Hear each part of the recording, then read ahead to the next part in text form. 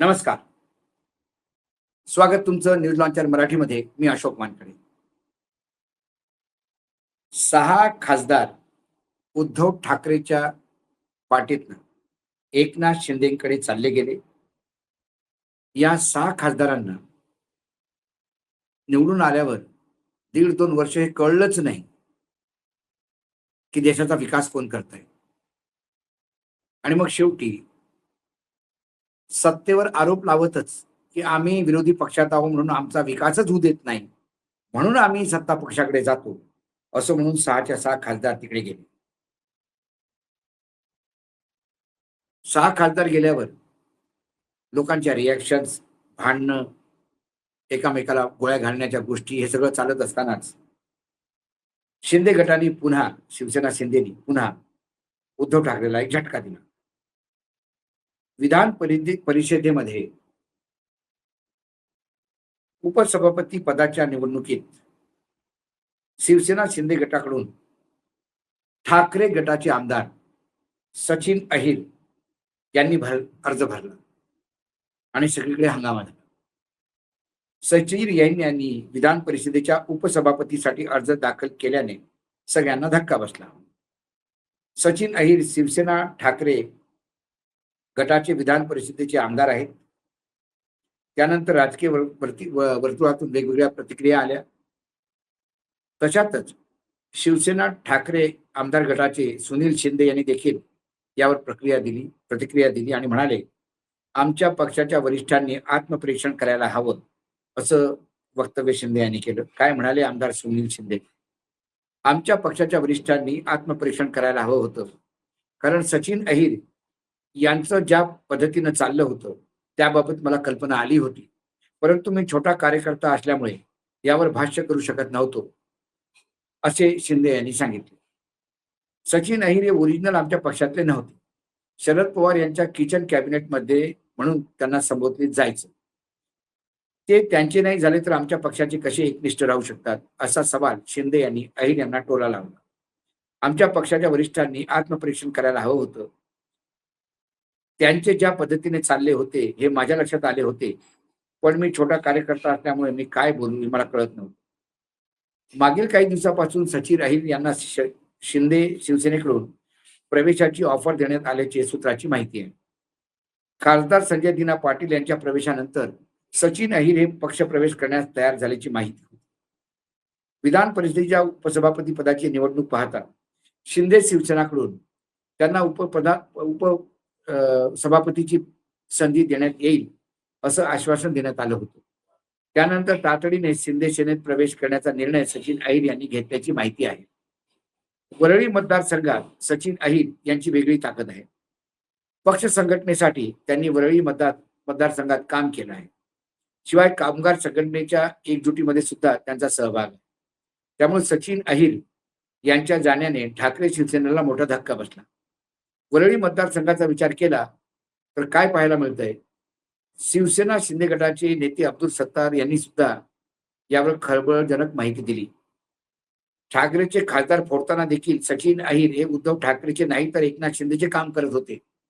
त्यांना बक्षीस एकनाथ शिंदे यांनी दिलं आहे, असं अब्दुल सत्तार म्हणाले. तसेच भविष्यात ठाकरेचे 12 पेक्षा जास्त आमदार फुटतील असाही दावा अब्दुल सत्तार यांनी केला.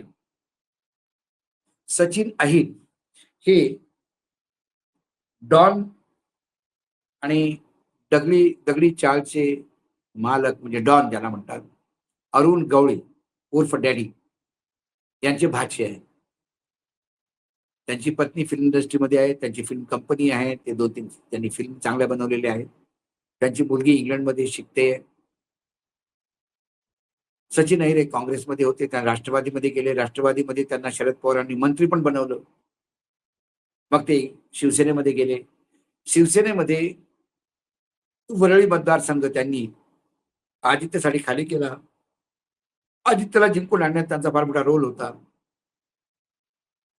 त्यानंतर त्यांना एक मोठी संधी साधून आली आणि ते एकनाथ शिंदेसोबत गेले. आता एकनाथ शिंदेच्या आमदारांमध्ये फुसफुस चालू आहे की आम्ही एकनाथ साहेबांसोबत ओरिजिनल टीम मध्ये होतो. ओरिजिनल जे फुटीर होते त्यात आम्ही होतो. साहेबांसोबत आम्ही सुरतला गेलो, तिथनं गुवाहाटीला गेलो. काय ते झाडं, काय ते हॉटेल, ते सगळं पाहिलं. मग गोव्याला होता होता आम्ही मुंबईत आलो. सगळ्या लोकांच्या शिव्या खात आम्ही साहेबांना साथ दिली. पण आमचा विचार होण्याच्या अगोदरच जे लोक त्यावेळेला साहेबांना शिव्या घालत होते, त्या लोकांना पुन्हा साहेबांनी आपल्यासोबत घेतलं आणि त्यांना एकदम विधान परिषद उपाध्यक्षपद दिलं. ज्या आमच्या ताई, गोरे ताई कालपर्यंत उपाध्यक्ष होता, त्यांना वाटलं रिपीट होतील, पण त्या झाल्या नाही. ते पण याच पदाच्या लालसामध्ये तिथे गेले होते. शिंदे साहेबांचं फार वेगळं आहे. आणि शिंदे साहेबांचं ज्या ज्या हिशोबाने चाललंय, त्या हिशोबाने मला तिरुपती बालाजीचा एक प्रसंग आठवतो. तुम्ही जर तिरुपती बालाजीला गेले, तिरुमलाला बालाजीच्या दर्शनासाठी, आणि तिथे केस अर्पण करणं हे एक विधा आहे. आपण आस्था म्हणून केस अर्पण करतात. आताच फार मोठं सोशल मीडियावर केस अर्पण केले, केस म्हणून अनंत अंबानीचे व्हिडिओज आणि फोटो व्हायरल होत आहेत. पण तिथे केस अर्पण करण्यासाठी जेव्हा आपण तिथे 2 फॅसिलिटीज आहेत.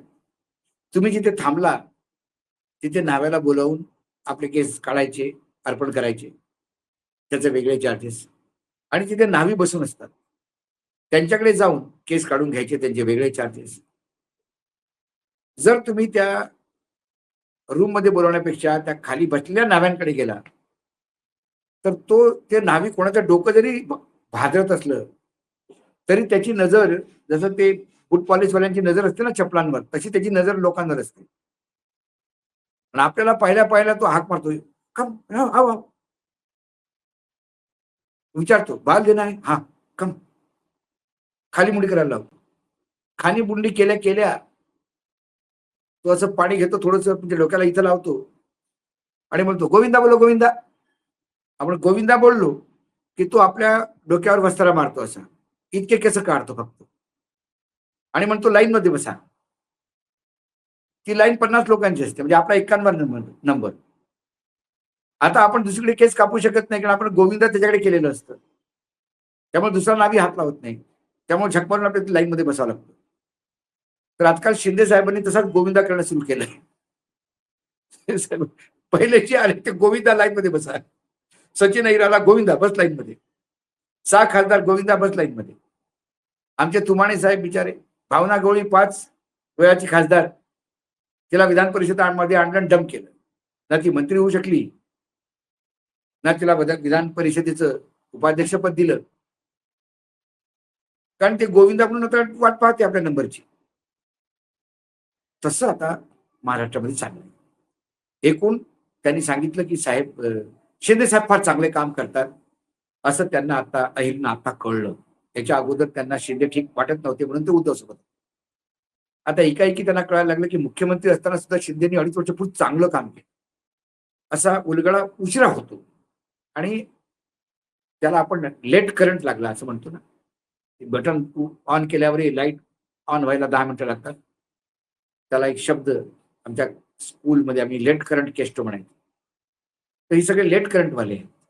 अगदी एकनाथ शिंदे सुद्धा 2.5 वर्ष उद्धव सोबत, उद्धव जे मुख्यमंत्री असताना 2.5 वर्ष सुख भोगलं सत्तेचं, आणि 2.5 वर्षानंतर त्यांना कळलं की अरे बाप रे, आपण काँग्रेस आणि एनसीपी सोबत सत्तेत आहोत.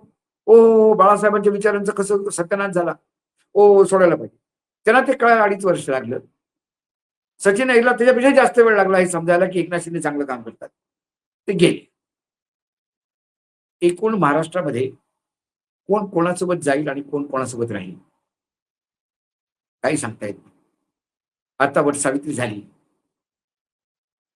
स्त्रिया 7 वर्ष हाच पती पाहिजे म्हणून वटसावित्रीची पूजा करतात. असं जर नेत्यांसाठी जर वटसावित्री असती तर आमचा वट जळून गेला असता वड. कारण हाच नेता पाहिजे म्हणणारे ते 7 फेरे पूर्ण न होऊ देता लगेच 2 फेऱ्यात एका नेत्याचं नाव, तिसऱ्या फेऱ्यात दुसऱ्या नेत्याचं नाव आणि चौथ्या फेऱ्यात तिसऱ्या नेत्याचं नाव घेतलं असतं. अशी स्थिती महाराष्ट्रात राजकारणाची झालेली आहे. आज न्यूज लॉन्चर मराठीमध्ये एवढंच. पुन्हा येतो काही विषयासोबत. नमस्कार. पाहत रहा न्यूज लॉन्चर मराठी.